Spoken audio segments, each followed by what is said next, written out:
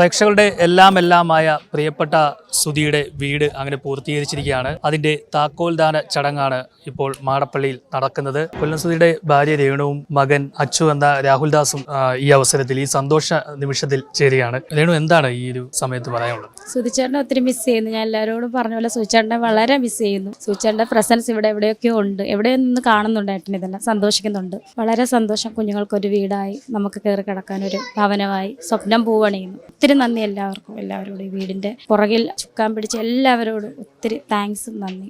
രാഹുലിനെ എല്ലാവരും അന്വേഷിക്കുന്നുണ്ടായിരുന്നു. രാഹുലിന് എന്താണ് ഇപ്പം പറയാനുള്ളത്? ഇപ്പം ഭയങ്കര സന്തോഷം തോന്നുന്നുണ്ട്. ഒരു വീടായി സ്വന്തമായിട്ട്. അച്ഛനില്ലാത്തതിൻ്റെ ഒരു വിഷമം മാത്രമേ ഉള്ളൂ, ബാക്കിയെല്ലാം ഓക്കെ. നമ്മളൊരു നല്ലൊരു കർമ്മം കഴിഞ്ഞ് നിൽക്കുകയാണ് വളരെയധികം സന്തോഷത്തോടു കൂടെ. അപ്പോൾ ഇതിൻ്റെ യാത്ര എന്ന് പറഞ്ഞാൽ വലിയ ഒരു യാത്രയായിരുന്നു. സുധി മരണപ്പെട്ട് അതിനുശേഷമായിരുന്നു അദ്ദേഹത്തിൻ്റെ സങ്കടം നിറഞ്ഞ ഓരോ വീഡിയോസും അദ്ദേഹത്തിൻ്റെ ലൈഫ് എക്സ്പീരിയൻസും മറ്റും പല ചാനലുകളും പല വേദികളിലും പറഞ്ഞതെല്ലാം വൈറലായിക്കൊണ്ടിരുന്നത്. ആ ഒരു സമയത്തായിരുന്നു കേരള ഹോം ഡിസൈൻ KHDC എന്ന് പറയുന്ന ഫേസ്ബുക്ക് കൂട്ടായ്മ അദ്ദേഹത്തിനൊരു വീട് നിർമ്മിക്കാൻ താല്പര്യം കാണിച്ചത്.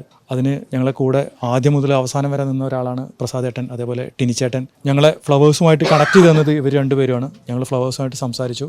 ഫ്ലവേഴ്സിൻ്റെ എല്ലാവിധ പിന്തുണയോടും കൂടിയാണ് ഞങ്ങൾ ഈ ഒരു നിമിഷത്തിൽ എത്തിച്ചേർന്നത്. ഞങ്ങളുടെ കേരള ഹോം ഡിസൈൻ KHDC എന്ന് പറയുന്ന ഗ്രൂപ്പിലെ ഒരുപാട് അംഗങ്ങൾ ഞങ്ങളെ പല രീതിയിലും ശാരീരികമായിട്ടും മെറ്റീരിയൽസായിട്ടും സാമ്പത്തികമായിട്ടൊക്കെ സഹായിച്ചു. വളരെയധികം നല്ല ക്വാളിറ്റിയിൽ നമുക്ക് വീട് നിർമ്മിച്ച് നൽകാൻ കഴിഞ്ഞു. ഇന്നത്തോടെ ഞങ്ങൾ ഈ സൈറ്റിനോട് വിട പറയുകയാണ്. ഞങ്ങളുടെ എല്ലാ ഉത്തരവാദിത്തങ്ങളും ഇന്നത്തോടെ കഴിഞ്ഞു. സുധി ഇല്ല എന്നുള്ളൊരു വിഷമം ഒരുപാടുണ്ട്.